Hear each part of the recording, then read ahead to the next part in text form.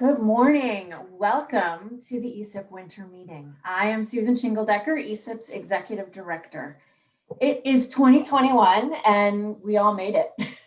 And that's not something to take lightly. While I really wish that we were all together in person, I know that day will come and I really am looking forward to it. I am grateful that despite all of the challenges thrown at us, over 350 of you have made ESIP your priority this week, and I thank you for joining us. I want to point out that 1 in 3 of our attendees this week are new to ESIP. When you look in Kiko chat, they will be indicated by having a yellow box around their name. So I encourage you who are long timers with ESIP to reach out and welcome all those who are new with us. I also want to thank our sponsors. SAIC, a new sponsor for us, is our silver level sponsor. AGU and Element 84, as well as Figshare and Amazon Web Services as our in-kind sponsors.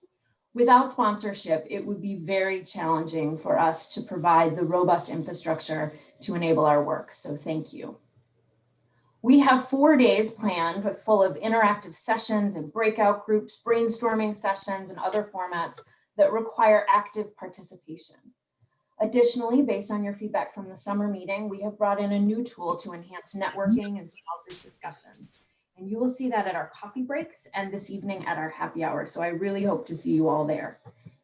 I challenge you to try your best in this week to be as present as possible, almost as if we were in person. We want you to get the most from this meeting. So the opening video, those were some beautiful images, and I want to say thank you to NASA. I suspect that many of you, like me, are drawn to this work because, in part, from the beauty and the inspiration we find in nature. The land, the water, our planet as a whole. And through working together, we know that we can truly make a difference. I want to take a moment at the start of our time together this week to honor those Indigenous people, Native Americans and others, who have stewarded our land, our water, and our planet long before our arrival. In many cases, they were removed from their land by the forces of colonization and white supremacy. The ESIP team works in Maryland, New York, and Montana, so I want to especially acknowledge the Piscataway, Nanacoke, Susquehannock, Munsee Lenape, Cheyenne, Salish, Kootenai, and the Absolute nations and their peoples who have lived on and stewarded these lands long before us, are with us today, and will be with us here in the future. ESIP's new strategic themes that are put forward for endorsement this week commit to promoting a healthy and inclusive culture, proactively reaching out to underrepresented people, involving local communities in our work, and acknowledging the role of Indigenous people in our land and our history. I invite each of you to join me on this journey and incorporate diversity, equity, inclusion, and justice in your work and in ESIP as a whole. Our theme for this year is leading innovation in earth science data frontiers. We want ESIP to be a community that is always pushing ourselves and always working at the edge of what is possible. For our opening plenary, it is my pleasure to introduce 2 fantastic women who will set the tone for our theme this year. Dr. Caitlin Conges is head of science for Impact Observatory, a mission-driven company that uses satellite imagery and machine learning to tackle global sustainability challenges. Prior to this, she was director of scientific programs at Descartes Labs. Caitlin has worked at the bleeding edge of remote sensing since her days in graduate school in Wisconsin, where she was awarded the NASA Earth and Space Science Fellowship. After Caitlin, we will take some questions and then we will hear from Dr. Twyla Moon, who is the Deputy Lead Scientist at the National Snow and Ice Data Center. You may remember Twyla was a featured speaker at Ignite at AGU back in 2015. Twyla is an expert in contemporary glacier and ice sheet changes and the connections among ice, climate, ocean, and ecosystem. While she has worked across the globe, her primary focus is on the Greenland ice sheet and the Arctic. I sense she can tell us a little bit about what it takes to work at the frontier. Caitlin, I will turn it over to you. We will take a few minutes of questions after each speaker, and I encourage you, those of you that have Kiko chat open, to use the Slido tab On the kind of in the middle of your window, it says Slido. Go there to put in your questions. Others can vote up questions that they like. If you have trouble finding it, you can always put your questions in chat. Take it away, Caitlin. All right, let me share my screen here. Can everybody see this? Perfect. Okay. Thank you, Susan, and hi, everyone. I'm really excited and honored to be here today, and I'm going to share some thoughts about one of the meeting themes that Susan just mentioned, innovation. The Cliff Notes version is that I'm a big believer that failure is a requirement for innovation, and that's certainly been my experience so far in my career. So I'll share a couple of stories about what I mean, and then some ideas on how to build a culture of innovation. But first, since I am one of those new ESIP members, I thought I would introduce myself. So I am one of those academics who defected to industry right after, or actually just before, finishing my PhD program. I did my grad work at the University of Wisconsin-Madison in geography in the Center for Sustainability in the Global Environment. I studied how land cover and land use in southern Vietnam have been shaped by economic reforms that were put into place in the late 1980s, and how climate change might continue to exert its influence into the future. My focus was agriculture, so I spent a month every year knee-deep in rice paddy fields in the Mekong River Delta, which is where I am in this photo. I used remote sensing and applied machine learning algorithms to historical satellite imagery to derive insights, and then validated those insights by talking with folks in the field. Talking with the farmers in Vietnam was my favorite part of research. They were funny and generous and acutely aware of the damaging effects of climate change, whether from drought, heat, or rising seas. And while I loved grad school, I wasn't really sure that I wanted to stay in academia. To be honest, I wasn't really sure what I wanted to do, other than continuing to do cool science with satellite imagery.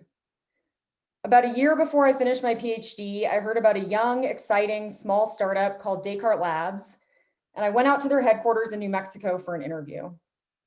I don't know how many of you have been to New Mexico, but the location alone was enough for me to say yes. Plus, it was a team of super smart scientists, all men at the time, of course, doing crazy creative satellite or work with satellite data. I was sold, and I started as a contractor while I finished my dissertation, and then moved my husband and cat to Santa Fe to start full-time after I defended. I spent an amazing 5 years on the applied science team at Descartes Labs. And while I can't say it was always easy, I loved it. The fast pace, my brilliant colleagues, and the wacky data sets that I otherwise wouldn't have had access to. Plus, I got to help the team grow to 100 people and eventually achieve gender parity on the science team, which I'm particularly proud of. It was a great team, and it was a really tough place to leave. But late last year, I got an offer to join another very young startup as head of science, and I took it. So now I'm about 3 months in at Impact Observatory, starting from square one again, but excited about growing this new team.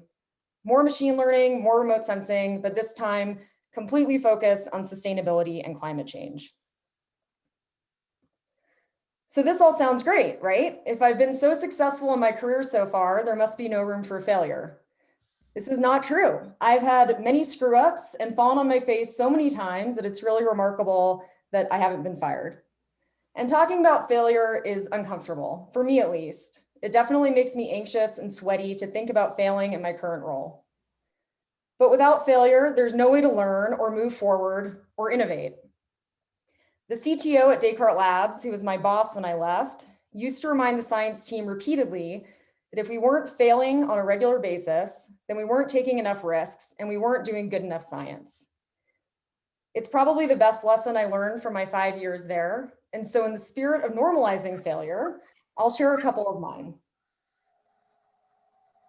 So first, one about grad school. This is the beautiful Mekong River Delta. You're looking at a large rice paddy field. And every year I would scrape together some funding to go to Vietnam to do field work for a few weeks, like I mentioned. The summer of 2012 was just after my first year at Madison. And I'd also just found out that I didn't get a NASA fellowship I'd applied for and really poured my heart into, which was devastating. I was about to head to Vietnam for my first data collection trip. And in my mind, failure wasn't an option. I needed the data to start my first chapter, write my dissertation proposal, reapply for that NASA fellowship next time around, and impress my committee. So as you can imagine, I was pretty stressed out about this trip.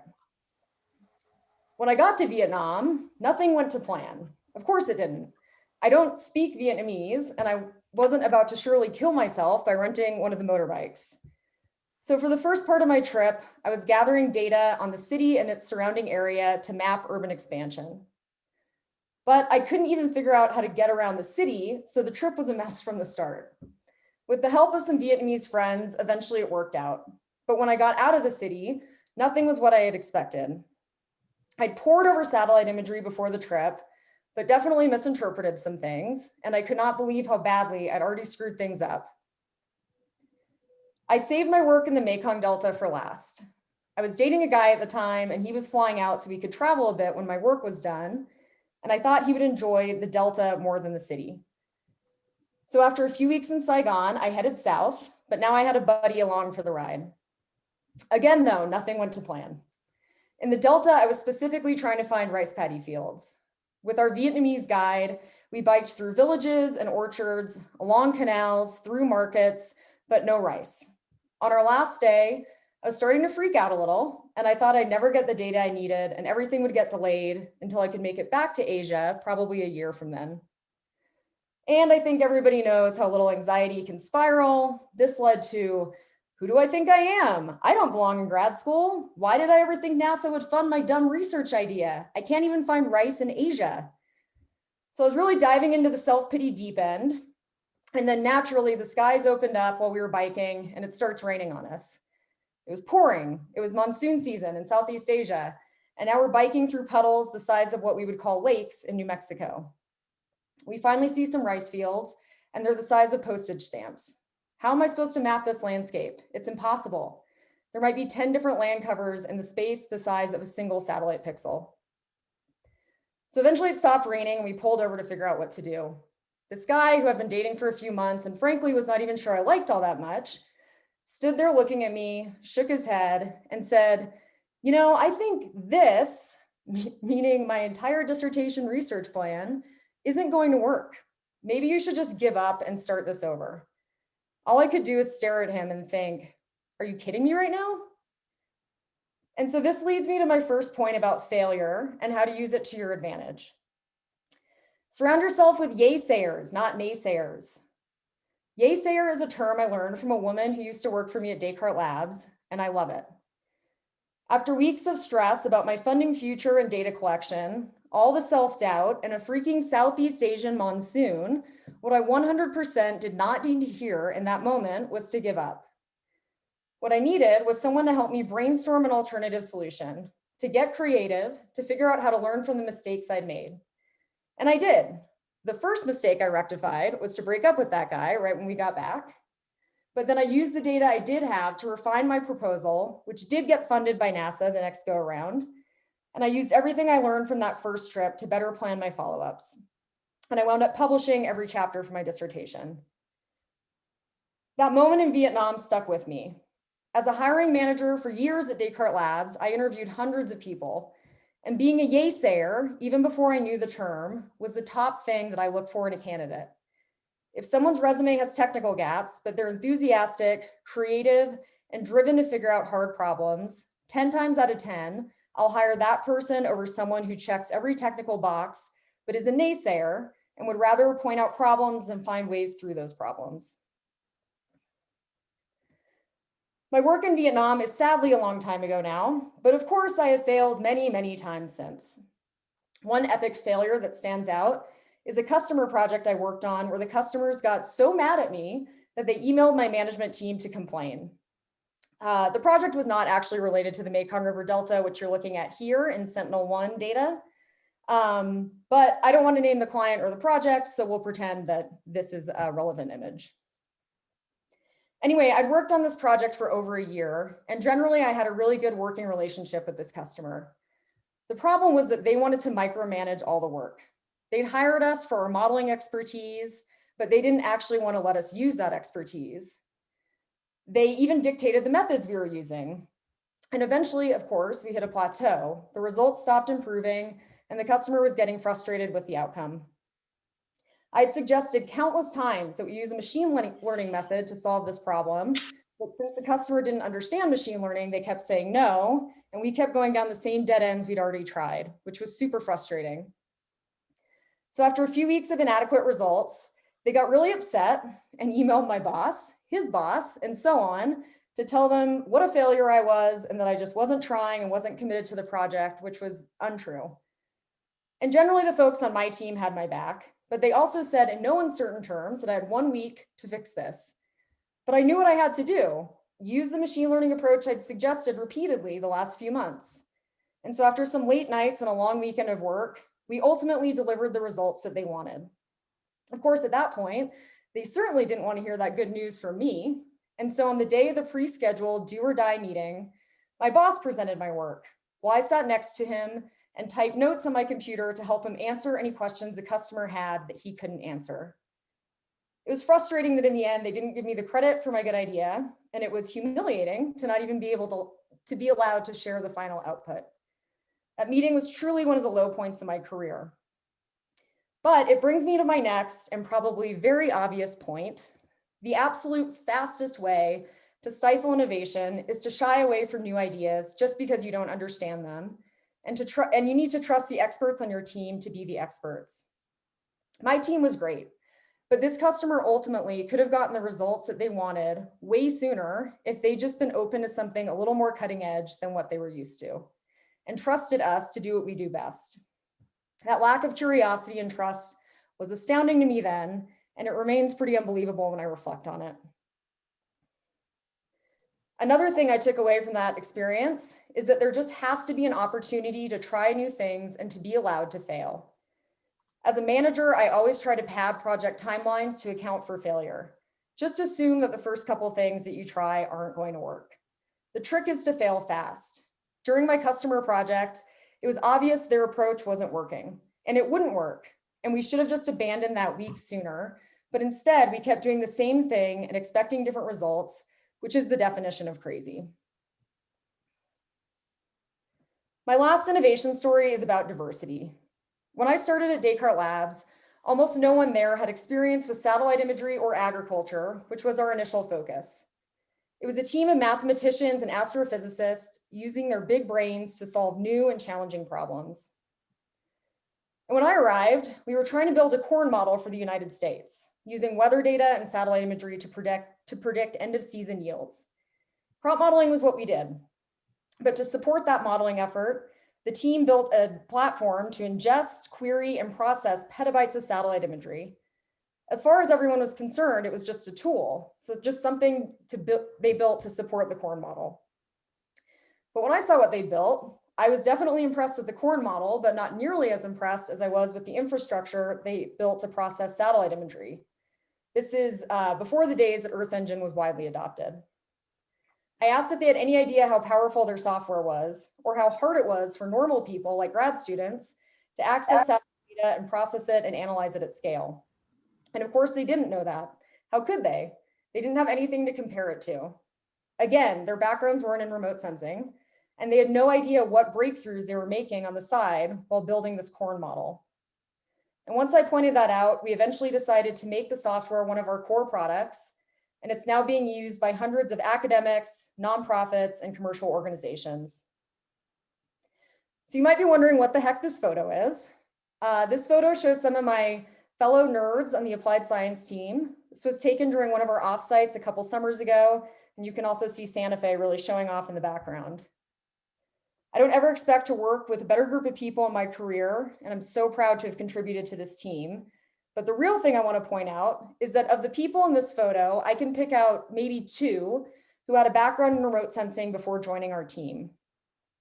The team was made up instead of hydrologists, physicists, computer vision engineers, climatologists, and most importantly, I think, geographers. We had people with PhDs and people who had just graduated from undergrad. The array of backgrounds and expertise made the team the powerhouse that it was and still is. It turns out some remote sensing problems are actually just math problems if you ask a mathematician, and that's a good thing. Getting a fresh perspective from your peers can completely just change the direction of a project in a good way, similar to the way that the perspective I gave our engineering team all those years ago eventually led to what would become the Descartes Labs platform.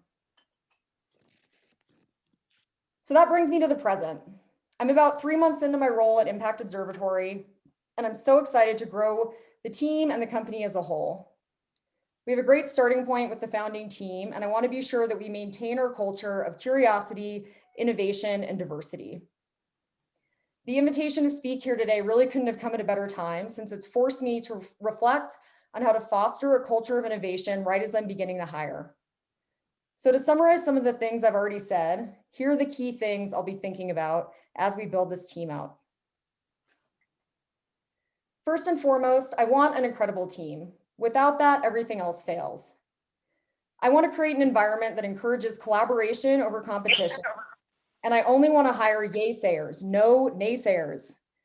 I want diversity on my team, gender and racial diversity, of course, but also a diverse set of backgrounds to provide fresh perspectives on hard problems. And ideally, I want everyone to be way smarter than I am. I don't want people to shy away from things that they don't understand, like the customer that I worked with a couple of years ago. I want people to be creative and to use the best tools at their disposal. And I want them to innovate, try new things, and learn as they go. That's the sort of team I want to work with. But for them to do that, some of that's on me. They have to have an ability to fail. They have to expect to fail. My goal is to create a culture that embraces failure, because without it, as my former boss used to remind us, we're not taking enough risks, and we're certainly not innovating. As long as people are failing forward, ultimately towards success, temporary failures along the way are a requirement. So those are my thoughts on how to create a culture of innovation. And I want to switch gears to talk about why this innovation matters. So we are far away from the rice paddy fields of Vietnam. This is a photo of Gray Glacier in Patagonia. And I took this photo on November 18th, 2017, when my husband and I were in Chile on a backpacking trip. Keep an eye on the glacier's tongue here. About 10 days after I took this photo, we were flying home, and the tongue of this glacier calved off. Now, the calving wasn't a surprise, it was expected, but it was much bigger than anybody anticipated. Gray Glacier has shrunk dramatically in the last couple of years, in the last couple of decades, as southern Chile and the world has warmed. This is just a single example of the effects of climate change, and I chose it because I conveniently had a photo to illustrate exactly what happened, but I could also talk about the farmers I met in Vietnam who told me about their rice paddies that had failed due to salinity intrusion from sea level rise and rising temperatures. I could mention how wildfires are ravaging my home state of California to the point where it seems untenable to ever go back. Or practically, I could note that my husband and I are about to install air conditioning at our house in Santa Fe because it doesn't have it, because when the house was built, it wasn't warm enough in Santa Fe to warrant needing air conditioning, but now it is. And when I think about innovation, I think about the medical community in 2020. A year ago, we knew almost nothing about the novel coronavirus, which is impacting all of our lives now. In a single year, doctors, nurses, and medical researchers have amassed enough knowledge about the natural history of the disease to create one of the most effective vaccines ever. When you think about the scientific progress necessary for that, it's mind-boggling. I was talking to a friend of mine about this recently, himself an epidemiologist studying community transmission of COVID. And we were saying, what else could the world do with focused and concentrated effort for an entire year? Could we mitigate the effects of climate change for vulnerable populations? What innovations could we come up with to offset and decrease emissions? What monitoring capabilities could we build to ensure transparency into environmental destruction? But more to the point, how do we generate the appropriate urgency for the public and policymakers to support such an effort? Climate change, unlike COVID, is slow to progress for a lot of us here today. And for a lot of us here today, the effects aren't immediate or direct. We're really lucky in that way. For a lot of vulnerable populations and less wealthy countries, the effects of climate change are already destroying livelihoods, like those farmers who were so kind to me in Vietnam and toil away on fields that are no longer as productive as they once were. Addressing climate change is one area where we cannot afford to fail. And I challenge everyone to keep this in mind as you attend the sessions at this week's meeting. As earth scientists, we have the moral imperative to educate the public about climate change and come up with innovative solutions to combat the consequences. Thank you.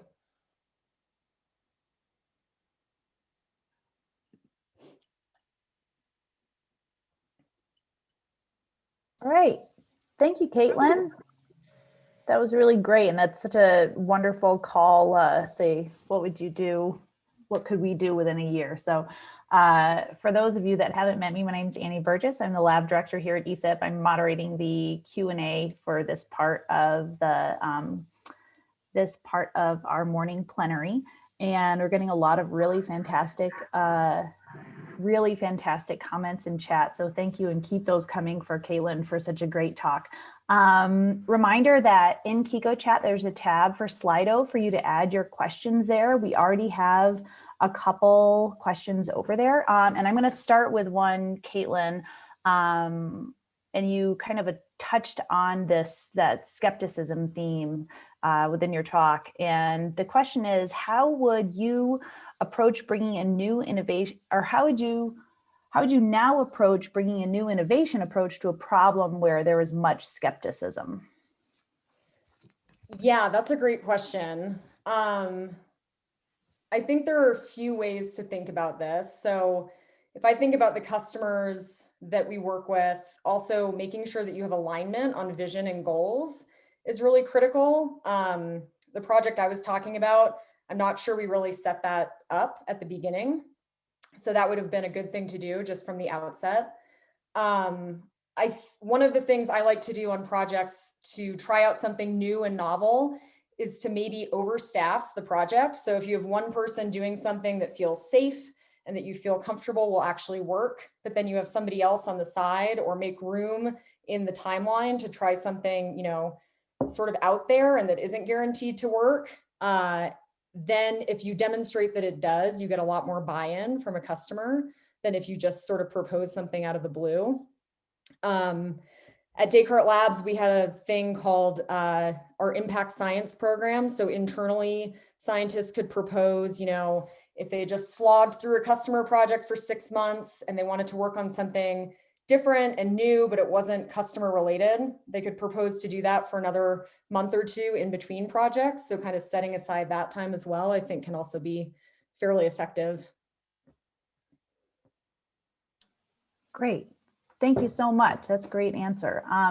So another question I'm going to pull over from Slido is, can you expand on the term failing forward?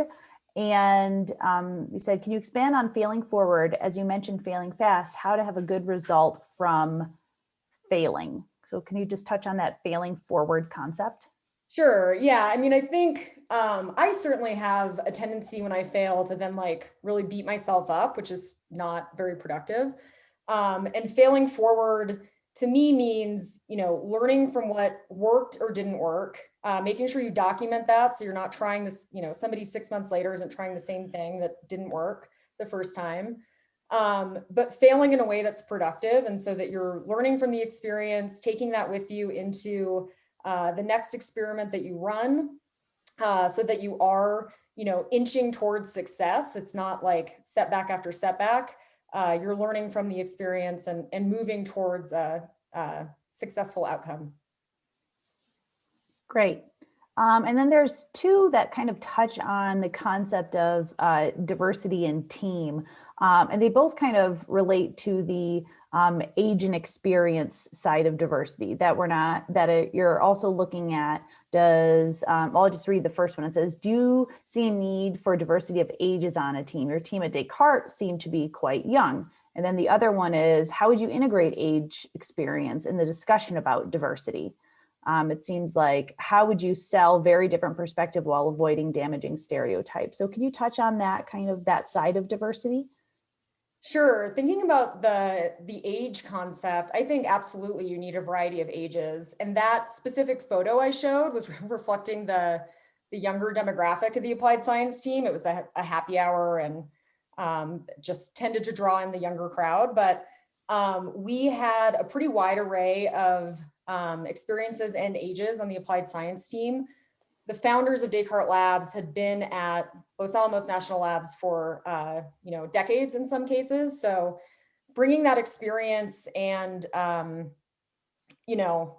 it's good to have both. It's good to have people who are young and excited and just want to try new things, but it's also good having people who are more established in their careers, have learned how to execute on customer projects or build science projects up from the foundations. I, in my experience, tend to be a bit more organized. So having all of that on a single team enhances all of the work done on that team is my feeling on it. There was a second question that I'm not remembering, if you don't mind. Oh, it was just, I think it says, how would you sell very different perspective while avoiding damaging stereotypes? That's related to the age, experience, and the discussion about diversity. Yeah, I think I'd like to know what is meant by damaging stereotypes, but I think the idea of incorporating the different expertise and different feedback from folks, I think that is related to setting up a culture that is collaborative instead of competitive.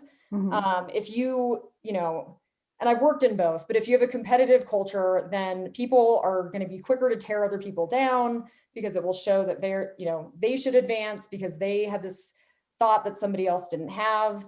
Whereas if it's much more collaborative and you're not, not just a single individual is getting all the glory on the project, because it usually is a team effort. I found that collaborative workspace, people are more open to hearing feedback from different people, whether it's from a different area of expertise or different, totally different approach to the problem, different, age, gender, etc. Having that collaborative environment is just much more conducive to team building and successful outcomes. Mm-hmm. Great. Well, thank you. That was about our 5 minutes for questions, but there are more questions in Slido, and I would encourage everyone to continue putting your questions there and upvoting them. Caitlin, are you able to, I think you're able to stick around and maybe check those out in Slido. I would be so excited to talk to you more about that team building side and even your transition. You talked about graduate school to private sector, but then there's also that transition from being the scientist to building a team of scientists and seeing that kind of shift in your skill development as well. So this was a really fantastic talk. I think it really speaks to ESIP's being at the innovation frontier. And I just, once again, I would ask everyone on the call to give Caitlin a big round of applause, either muted or unmuted, just a clap, clap, clap. Oh, there's a lot of hand claps I see over there. So thanks so much. And with that, I will hand it over to Twyla. So thank you again, Caitlin. All right, Twyla, can we hear you? We can hear you. Yes, you can see me, you can hear me. That's a good start. Yep. Let's go over here and I'll share my screen and get us rolling. Great. Okay. Right now we can see all your full screen. Oh, there we go. All right. Okay, good. Good. Maybe just took a minute. Great. Well, thank you so much to everyone. Thank you for the invitation to be here. Thank you to Caitlin for helping us to think about a culture of innovation. And Susan asked me to talk about working at the frontier. And so I'll talk about the challenges and the opportunities, including the mindset to bring with you as you head to the frontier of innovation, which is, of course, part of the theme of this week.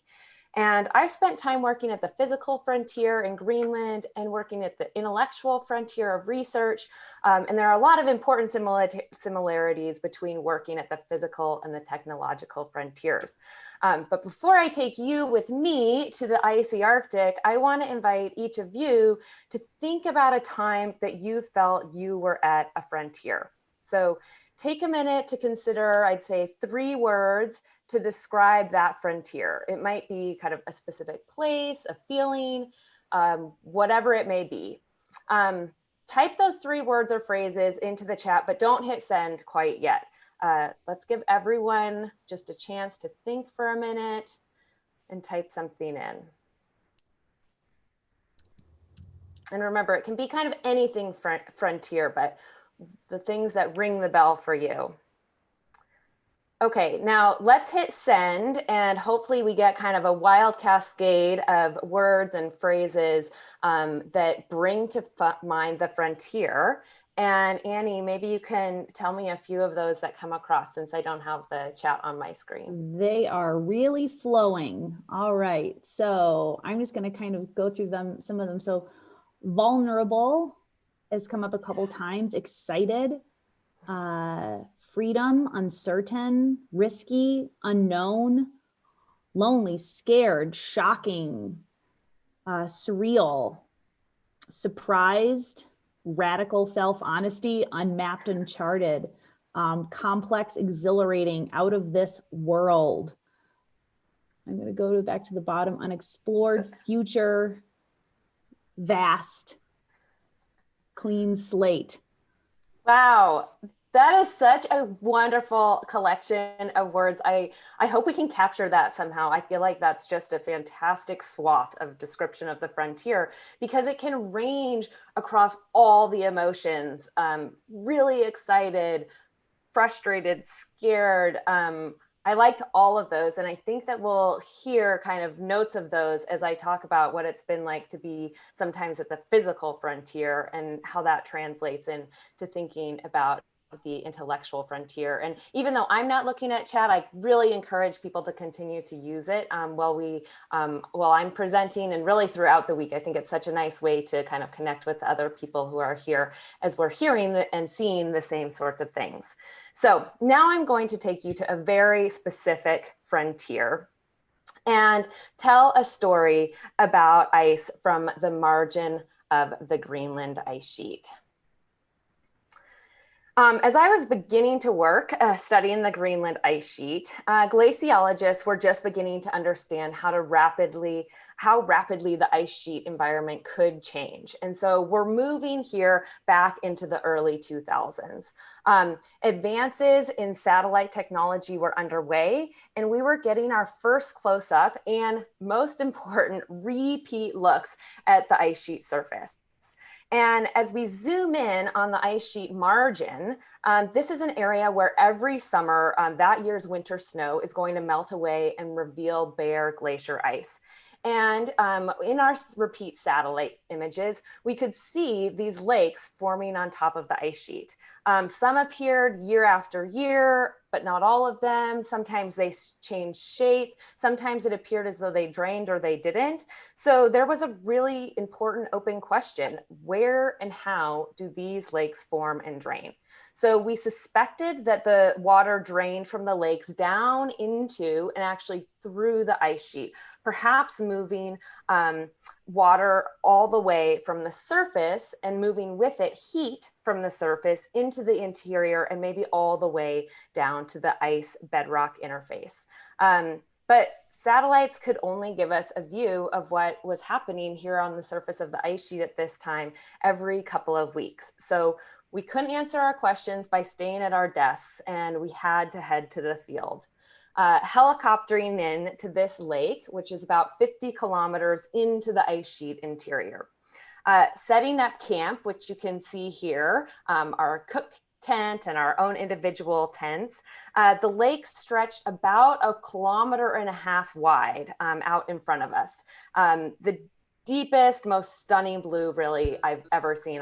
Pictures can't do it justice. But we went to work. We put in seismic instruments to try to pick up the vibrations of the water drainage. We installed weather stations, and we tried to keep the toilet tent from blowing away from the toilet. The frontier kind of has all sorts of challenges. We also donned dry suits to take this tiny blowout boat. You can see me on the right, my colleague Ian Howitt there on the left, with a little outboard motor out onto this lake to map the lake bed and investigate where there might be a weakness or a deep spot where the lake might drain. So over roughly a week, we took this boat out regularly and crossed our fingers that the lake might drain while we could witness it. Unfortunately, Mother Nature had other ideas, and we had to leave the field before the lake was drained, flying away from it as it was full. But back at the lab, we could see in a satellite image that the lake drained about 10 days after we left, but we had to wait for what felt like a very long year until we could return to the field to find out more. So retrieving the data the next summer, we were pretty stunned to discover that in fact, the entire length, again, running more than 1.5 kilometers wide and reaching more than 10 meters deep in places, had drained in under 1.5 hours. That meant that the water drained from the lake at discharge rates greater than the flow of Niagara Falls. Draining the ice sheet, or draining through the ice sheet, that water injected underneath the ice, which in this area was about 1 kilometer thick, actually made the whole surface of the ice sheet rise up vertically by about 1 meter. So you can appreciate that we suddenly felt a great relief that our highest hopes for the lakes to drain while we watched from our little blow up boat had not come true. And thankfully we didn't end up at the bottom of the ice sheet. Because that certainly would have been our fate in that case. Instead, we followed our curiosity to the frontier. We committed to learning more, but we recognized that there were these risks to standing at the edge of the frontier. And we did learn something astounding about rapid Greenland lake drainage. Luckily, we also learned a thing or two about studying these events. And over the next many seasons, the team improved our instruments. We discovered how to keep them from falling over halfway through the season. We learned how to properly install seismometers in ice. And ultimately, we laid the foundation for understanding how these lakes form, drain, and impact the behavior of the ice sheet. In some instances, we confirmed earlier theories, and there were actually other cases in which we showed ideas didn't hold up once we were out there testing them. So we managed to lay the foundation for discoveries that really continue today. And it turns out that lessons that we learned at the frontier of the ice sheet also form some of the concepts that I think are most important for working at the frontier of really any field, be it physical, technological, intellectual.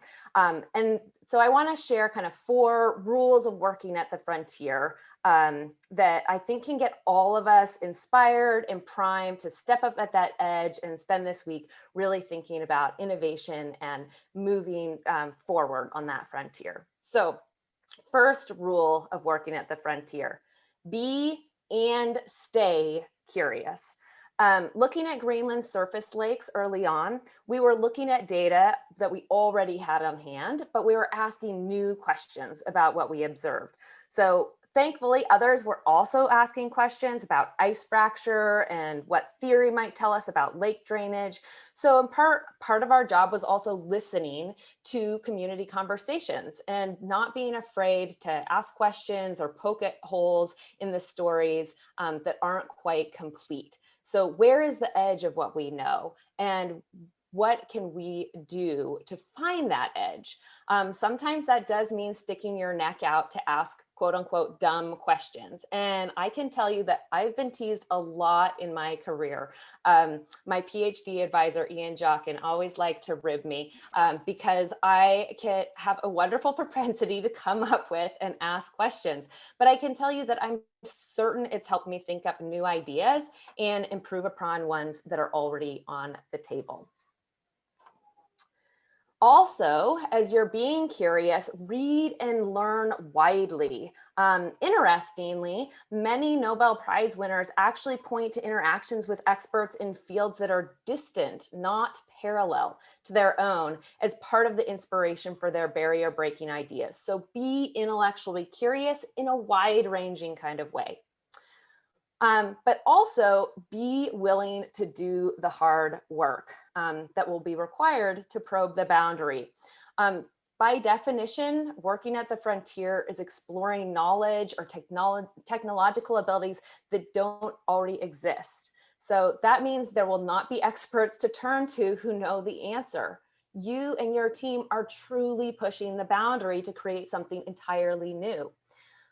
There are likely to be days, perhaps many of them, when you wake up not knowing if you will be able to overcome the challenges or answer the questions you face. This is that part that some of those descriptors of feeling frustrated and confused and sometimes lonely. And there also will be hours of mundane work. I can't tell you how many times in my career I've wished for a whole troop of trained monkeys. So while the frontier is sometimes exciting, and we certainly heard those words from folks, it is always hard work. And you have to have the persistence to show up and the focus to make progress. This also means embracing risk. So there are known risks that you might not overcome that next barrier or answer that next question. But because you're at the frontier, there are also unknown unknowns, right? I promise you, none of us in that little boat were envisioning the possibility that we could be swept up in a Niagara Falls waterfall straight to the bottom of the ice sheet. There's no need for us to look back at whether we would have made the same decision if we had known, because the point is that you will not know about these unknown unknowns until they arrive. They may be the heart of a revolutionary idea. So like John Hopps, who was a guy who stumbled upon the technology to create the pacemaker while studying how to use radio frequency to treat hypothermia. Or they might be the kind of unknown unknowns that take you to the bottom of the ice sheet. Innovating often requires working in an environment where the supporting infrastructure and knowledge is not complete. So know the frontier is a place of risk and consciously sign up for it. But don't rest on your laurels or fool yourself into the thinking that the first idea is the best. Learn and revise.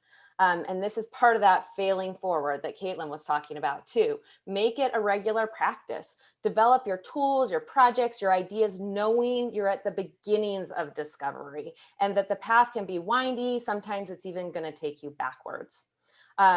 That first field season in Greenland, the fish finder that we were going to use to map the lake bottom actually froze and never worked again. The seismometers gave us incomplete data because we were still learning how to put them into ice, and not all of our instruments were still standing the next summer when we tried to collect data. But every instance was a small experiment within itself. How do we make progress in this harsh environment of ice and wind and water? How do we improve? How do we keep? What do we keep? And what do we cast aside? And this is simply the never-ending process of discovery. As you also reflect, learn, revise, seek out diverse perspectives that Caitlin mentioned, but also really carefully consider in the feedback and the learning you do, which opinions are useful and which ones are not. And this requires collecting those diverse opinions and then really sitting with them, exploring them and reflecting. So not everyone's going to understand your goals or vision. I can tell you when I was nearing the end of my PhD, I was discussing some of my really early work crossing these boundaries of glaciology and biology with an established faculty member at a very prominent university. And he didn't see the value in my ideas. He was wondering, how was that going to further my discipline? What was the value of my work to geophysics? And it turns out that he and I just didn't share the same goals. So I could carefully consider his input. And then thankfully, I had the confidence to take the useful bits and set aside the rest. Since then, I've published papers, I've received grants, and I've actually done some of my most rewarding field work in this space of poking at the boundary between glaciology and biology, this sort of unexplored place. So you have to kind of take it all in, but also recognize your own vision and the path that you have to take. You may also get opinions coming from people who view your risk tolerance as too high. So folks who may say that modest but successful steps forward are more valuable than risking that big leap. So remember that you chose to take on risk and embrace the mindset and culture that Caitlin spoke to us about. This is a mindset in which you recognize that failure can be one of the most valuable steps forward. Knowing that you'll always meet your next goal can often be the easiest thing to say yes to, but it's really unlikely to provide the energy, challenge, and potential for breakthrough that comes with marching into the unknown. And we heard those words from people describing the frontier too, like the excitement, the exhilaration, the kind of wide open. But don't get so carried away with your pursuit that you forget this final critical element. You have to bring others on board. I mean this in two ways. First, you have to bring folks on board so that you're building off of the full foundation of existing knowledge. It's much easier to punch through that boundary to innovation if you're already supported by the strong work of your hundreds of colleagues.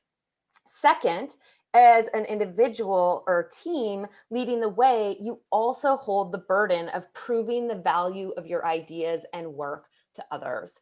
It can be easy to forget this step, to expect the technology or the discovery to speak for itself, but that's not how humans work. The known is comfortable. The status quo is usually the bedrock of our worldview. So, as an earth scientist, I can tell you that I wish we scientists had understood much earlier on how much work and translation and communication has to take place to spread an idea. Instead, we have expected the science to, for the most part, speak for itself. Unfortunately, the practiced hands of industry and special interests understood much better than we did the power of communication, advertising, messaging. Don't expect others to see your vision. Instead, you have to find the partners you need to help you clearly communicate the importance and value of what you are developing. So, marching into the frontier alone is a handy way to get lost or be forgotten or possibly fall into an ice sheet, never to be found again. But building a foundation of inspired supporters and collaborators, that creates that network that can kick in at all sorts of key points along the way. So with support, with funding, with ideas, with connections, and ultimately that's what creates the base that you're going to need to get your technology or discovery into the hands of those who most need it. So as we head into this week and into the new year of 2021, be curious and commit to the hard work of invention and discovery. Embrace the risks of diving into uncharted territory. Learn from your work and others, and reflect, revise, and follow the windy path that it's going to be, recognizing useful and less useful opinions along the way. And don't underestimate the importance of bringing others on board to create a foundation of knowledge and to see and support your vision. The power of that network, I promise, is going to pay off. So as I close, I want to bring us back to that challenge that Caitlin posed. Over this last year, all of us have found ourselves dealing with the surprises of an unexpected frontier, a new and frightening global pandemic. Progress has been focused and rapid, right? Understanding the virus, developing vaccines, creating ways for us to communicate and do business. Unfortunately, this is not the only new frontier that we all face together. A rapidly changing climate is creating environmental disasters and challenges of a scale and nature previously unknown to humanity. We know adaptation and mitigation efforts are urgent and cut across every sector. This is also a frontier that hits right at the heart of our community's expertise. So, what can our collective focus produce? Who can we bring on board to create a shockwave of change? What risk are you going to take on? What questions are you going to ask? And what solutions can you craft that will help us to face this global frontier? I am really looking forward to finding out. Thanks so much. All right, let's see those hands for Twyla.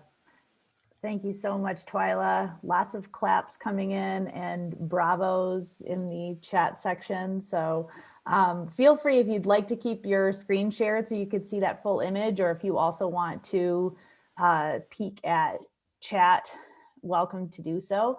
There have been a whole bunch of questions, some real good science questions for you that have come up in Slido. And so I'm going to just kick off with a few of those. Jake is wondering if all the lakes are ephemeral on the ice sheet and any hold over from year to year, even with freezing. Yeah, great question. I'll tell you, the lakes on the top of the Greenland ice sheet are super interesting. So one thing that you have to keep in mind as you imagine these lakes forming on the ice sheet is they tend to kind of form in, like any lake has to. It can't form on the top of the hill. It's going to form in a little valley. And often those kinds of shapes of the surface of the ice sheet are responding to the topography underneath it. But it's also, the ice sheet is always moving. That's a critical thing about being a glacier or being an ice sheet, is you're moving. And so we often have lakes kind of form in the same divot, but that ice is actually slowly moving past that space year after year. So you might have cases where like a lake forms here and it sort of drains underneath itself, and then the ice moves, it starts to instead maybe drain out a side channel and then down into a crevasse. You have some lakes that form year after year. Some they'll drain one year and they won't drain the next year. There's a lot of diversity of behavior, both for individual lakes, but also year to year. So that's part of what makes it really interesting and intriguing to study. But also difficult, because it can be really difficult to get measurements that properly tell us about these interfaces between water and ice. Great, thanks so much. Jake is a lake identifying person using satellite imagery, so I'm sure he's very excited to see or hear that answer. There's another one that kind of hits on this, the fieldwork COVID paradigm that you mentioned. And the question is, maybe overstating the obvious, but isn't the quote, pandemic work from home without field work a new frontier in and of itself, thrust into the unknown worldwide? So I wonder if you could just touch on, if you missed a field season this year, or if you didn't, if your colleagues in the cryosphere world did, and kind of what that frontier has looked like a year, maybe speaking to the data gap side of things, if that's caused anxiety, just kind of touching on this year without fieldwork side of things. Yeah, that's a great question. And actually, Annie, all those things you mentioned have been true. I myself didn't miss any scientific data field work. I did miss some travel for sharing tools and doing some communication sort of work in the Arctic. But people who are thinking about that data side of it, we've seen the whole gamut. There have been places where people have been successful at quarantining and then going to do data. We've seen a huge increase in the people being able to get communities and folks who are on the ground to help out. There have been a lot of people really stepping up to the plate to be big helpers. And for example, in Greenland, I think about the Asiak Greenland survey there, and they're doing their work, but they've also reached out and helped so many researchers be able to follow up or gather things from data or instruments that are in the field. There's no question that there are going to be data gaps from this time period, and that's going to be a challenge for us understanding how to deal with it. For myself, a lot of my work is remote sensing, and in that way, I've been really thankful to have kind of these other tools that don't require us to go to the field, that can continue the data products that they're creating, but also I think are going to be even more important in kind of connecting with in situ observations so that we can try to overcome some of those data gaps or understand how best to deal with them. But absolutely, I think all of us who might be missing work travel, missing field work, are kind of missing that place, missing that work, and also really sad for that missing data.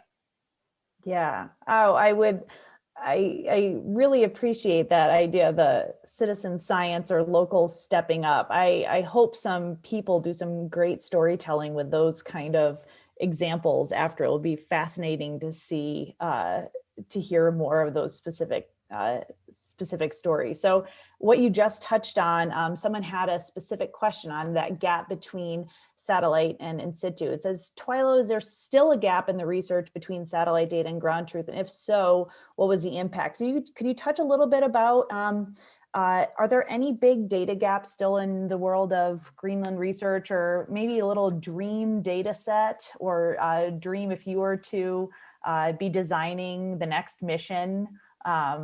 What would your kind of dream scenario be to close some of the data gaps related to Greenland research?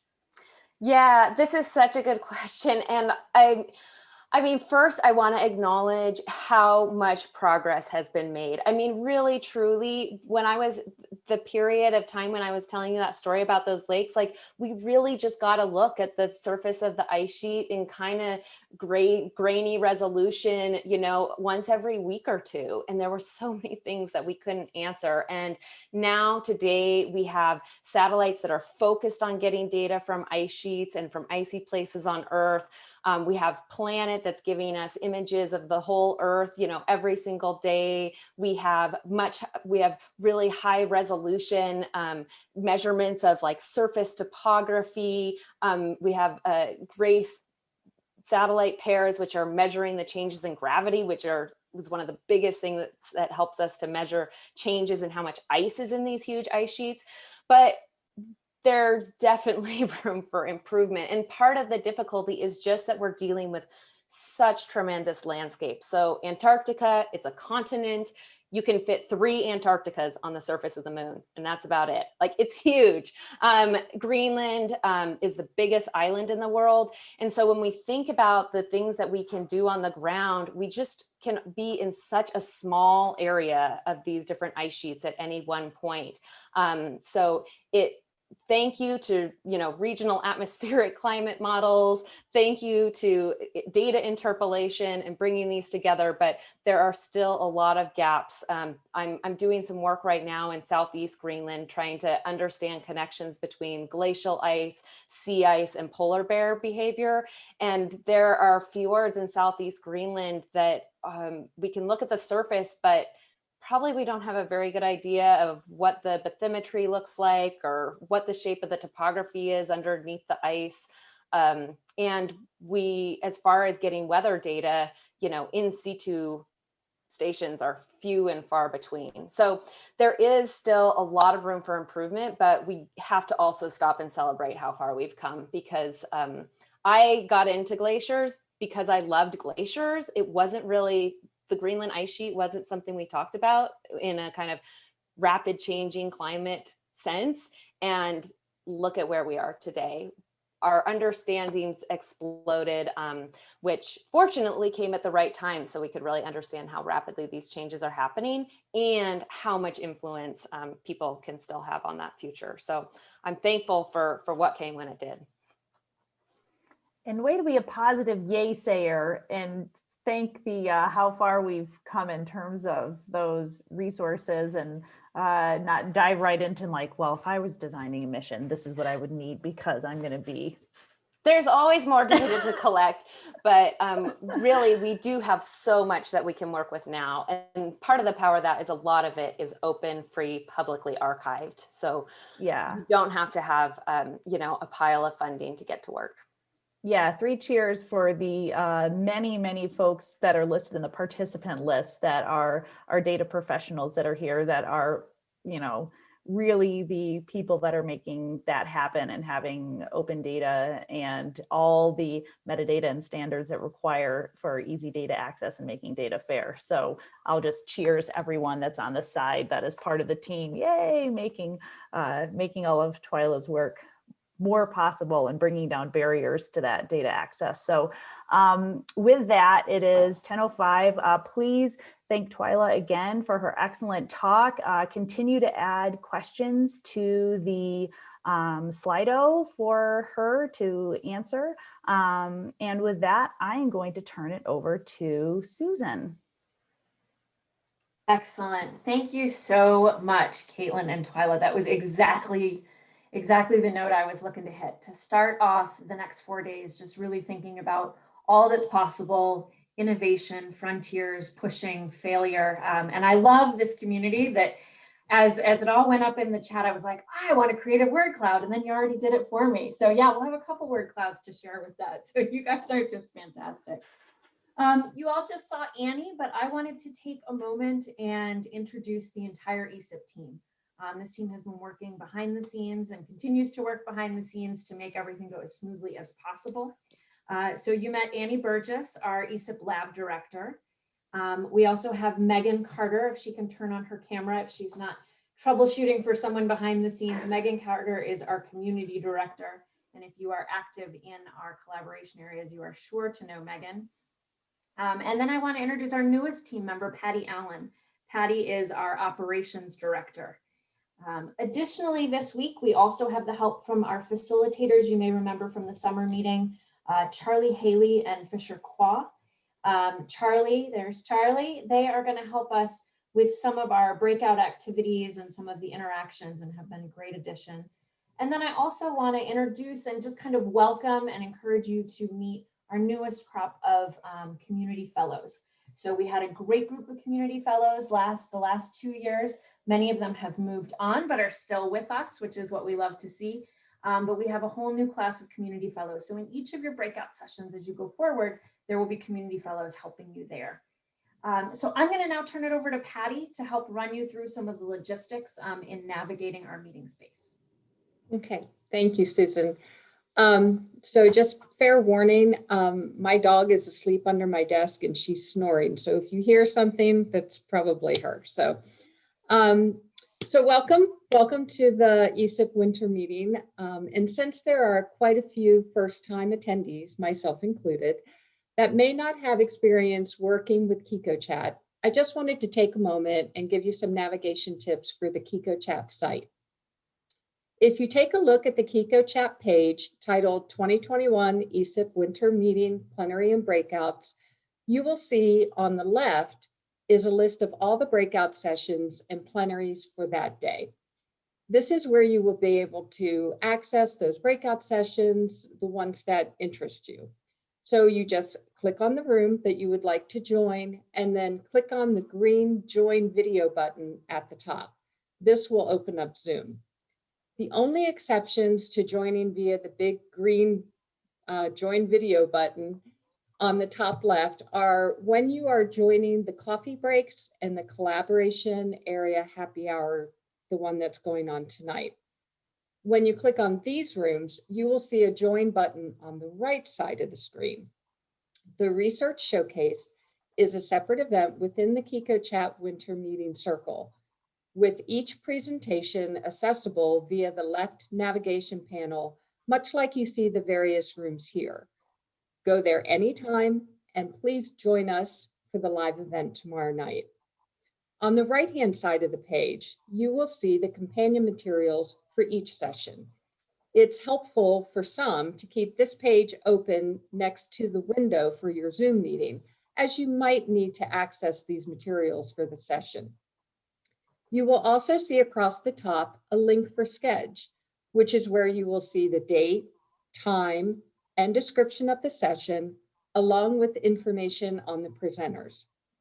You will also see a link for 3 takeaways. This is a shareable document that the session lead may use with participants to establish 3 takeaways from the session. During the plenary sessions, you will see a link for Slido, which you guys have already been using. So you know that that's being used for the Q&A sessions, or excuse me, the Q&A during those sessions. So if you experience any technical difficulties accessing the session or materials, please note that there are 3 ways to ask for help. First, listed along with the sessions is the button for the live help desk.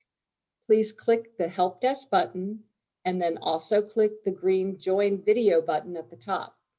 This help desk will be staffed throughout the entire meeting. Second, there's a live chat option. This is located in the lower right corner of the page. but please note that anything entered here is broadcasted to all participants. Lastly, if you need to get in touch with our staff, either to address a problem or if you just want to tell us how great things are going, please email us at staff@esipfed.org. Our goal is to give you an informative and interactive experience for the next few days, so please do not hesitate to reach out to us if you need any assistance. Thank you, and now I'll turn things back over to Susan. Thank you, Patty. For our last 15 minutes, we would like to take what you heard from Caitlin and Twyla and apply it to our work here at ESIP. So Charlie is going to lead us through a series of questions while we move you into some smaller breakout rooms. Please don't drop off, stick around. You might meet someone new, and we need your help to develop a culture of innovation here at ESIP. For those of you that are in the browser, when we move into breakout rooms, you can stay here in this main room, or we're experimenting with if you have called, if your audio is through your phone, we may be able to move your phone to a breakout room also. So either stay in the main room if you're in the browser, or go where it sends you. And with that, I'm going to turn it over to Charlie. Thank you, Susan. It's just wonderful to be with you guys here again in this amazing community supporting you. This next activity, I've worked with Susan and the ESIP staff to design something where they wanted to tap into your experience, your ideas about, and your wisdom around collaboration and innovation. And so for this next part, this first step, you're going to need, grab a piece of paper. I'm going to give you like a minute or a minute and a half to write some thoughts for yourself. So just grab a piece of paper or open a document for that. And then if you want to follow along with me, which you might as well, because later we're going to use this document, go up at where Patty was talking about in the Kiko chat window. You will see a tab that is labeled activity. We'll be working there for the next few minutes. And just click on activity.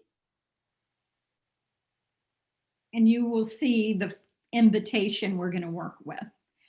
So there you go. I'm seeing people jump in there now. Okay. Let's see, is there any, okay, no chat. I don't need to pay attention to that now. So what I want you to write about is, as we make advancements in and across our disciplines and step into new frontiers together, how might we foster greater levels of collaboration and innovation? You all have your experiences, your ideas, your wisdom around that. What I'd really like for you to do is to look at this through 3 separate lenses and don't overthink this, just jot down what comes to your mind first. So what are some things that we as the ESIP community must make sure of first, that as we're evolving and changing and responding to the world in different ways, what must we protect and hold on to? These are the things that are precious, that are already working, that we want to make sure as we change, that don't get changed. They're great as they are. So protect and hold on to. The next lens is stop, change, or resist. What are some things that we must make sure we stop, change, or resist? And then finally, what do we need to make sure we create, invent, or develop? And I'm going to give you about a minute to write down just some thoughts about that. As I said, don't overthink it. You may think in terms of practices, behaviors, values, processes. And I'll give you a minute to do that, and then I'll let you know when that time's up.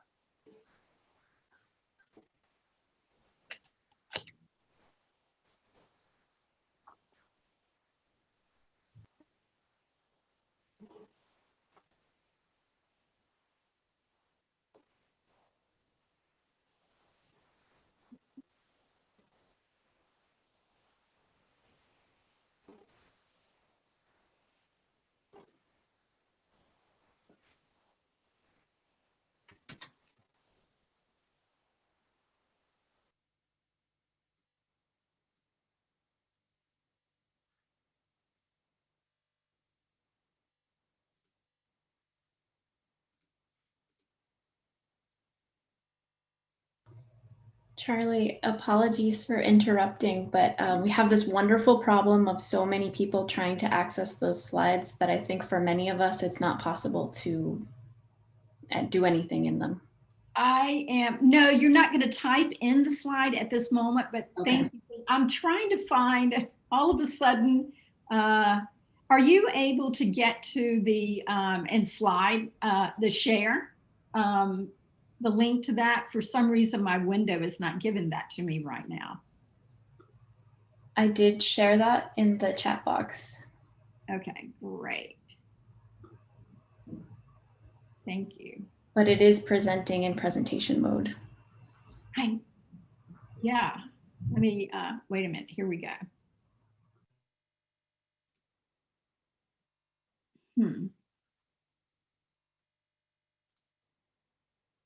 Oh, here we go.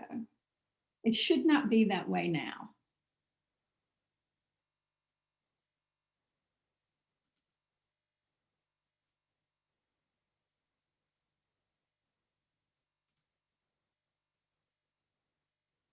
Okay, pause.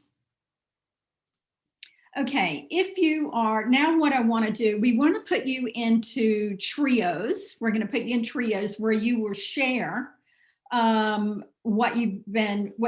notes, your thoughts about this. If you look at slide 2, for example, you will see the three columns where you can type in.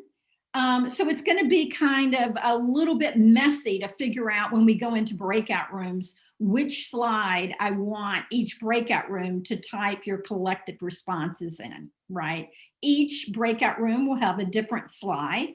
And I think the best way to do this is when you're being put into breakout rooms, you'll see before you get into the breakout room, it'll say you're being transferred to breakout room 11, for example. So take that breakout room, remember it, agree when you get with your other 2 people, just confirm that you are indeed, think you're in the same breakout room, and add 1 number to that. So if you're in breakout room 11, add to that 1. And so go find slide 12 then. And that will be the slide that you type in. So type your names when you get in there so people know the slide is taken if there's any confusion. And I will, or Megan will let you know halfway through. We'll let you know when you should be about halfway through, and then about a minute or 2 before we end the session.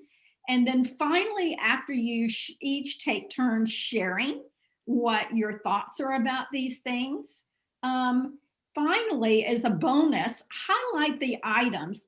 Choose some way to highlight the text to highlight the items that you can contribute to without any additional funding or any additional setting up any programs or clusters or any things that you can start working on right now that are within your control.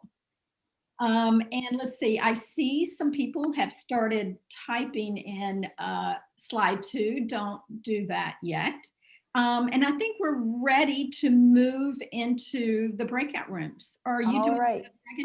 It's Annie, Charlie. Okay. I'm gonna create the breakout rooms right now, and everyone's gonna be automatically assigned. So are you ready for me to hit assign automatically? I am, thank you. Oh, yay. Okay, open all rooms.